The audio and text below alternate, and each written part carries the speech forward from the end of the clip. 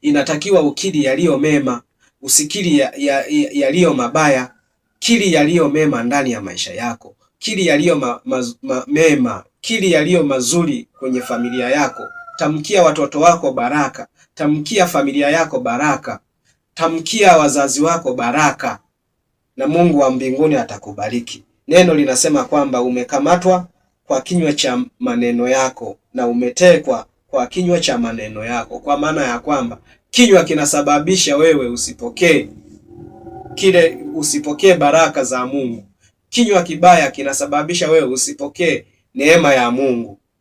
Wapendwa wa Mungu, ni kukiri yaliyo mema, ni kujitamkia baraka kwenye kazi yako. Unatamka baraka, unawatamkia baraka watoto wako, unawatamkia baraka wazazi wako, unawatamkia baraka. Kama ni mme, kama ni mke umeolewa, mtamkie baraka mme wako anapotoka anaenda kazini. Tamka kwa kinywa chako.